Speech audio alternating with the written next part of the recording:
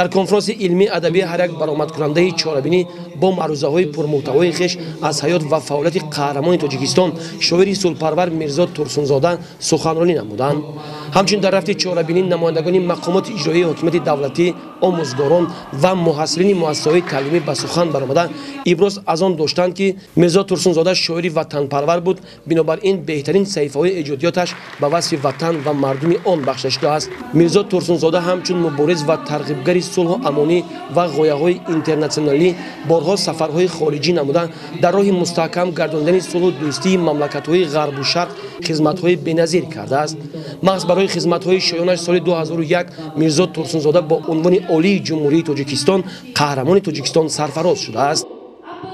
البته در این چاره‌بینی امروزه سهمگذاران خوانندگان مکتب آثارخانه مکتب رو چخیل که شما ببینید اینجا آثارخانه مکتب آماده شده است و عموما مقصد برگزاری این چاره‌بینی این است که ارج گذاشتن به گذشتگانمون و استاد سخن میرزا تورسنزاده برای خدمت‌های شایانشان به خلق و وطن به همین مقصد ما این چاره‌بینی رو گذرانده ایستاده ایم. سخن از عشق و از زنجیر بودند زیشوری خلق بی تقصیر بودند شرف چیزی تجاوز ناپذیر است هر آن کس که شرف دارد کبیر است.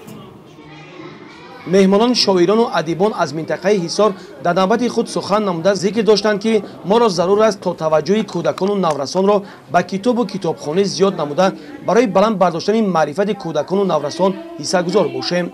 مقصد از برگزاری چنین چاره‌بینی‌ها این جلب نورسان و کودکان که آینده‌ساز ملت تاجیک میباشد به کتاب و کتابخانه و بیشتر رو آوردن به اثرهای بدیعی میباشد. جان شیرین اینقدر جنگم مکن اینقدر بیهوده دلتنگم مکن گشته گشته از سفر باز آمدم باز در نزدت به پرواز آمدم. در تمام زینه‌ها بین خوانندگان هم محفل شعر و سخن هم محفل سرود آموزی هم محفل کتاب نمایش کتاب‌های استاد تورسنزاده و اینچنین نمایش خوانموزی استاد تورسنزاده تشکیل کرده شده است. البته همه اینها به آن آورده می‌رساند که خوانندگان مؤسسه باز هم برای آموزش پوره فرهنگ و تمدن خلق خویش آمادگی‌های نظررسی به اتمام رسانده شده باشند. همچنین از جانب خوانندگان مؤسسه‌های تعلیمی شعبه معارف، کارمندان کتابخانه، آثارخانه و شعبه فرهنگی شهر یک برنامه جالب و رنگین پیشکش مهمانان گردانده شد. در آخر هواداران شعر و سخن با تحفه و افتخارنامه‌های مقامات اجرایی حکومت دولتی، شعبه فرهنگ و شعبه معارف شهر حصار قدردانی گردیدند.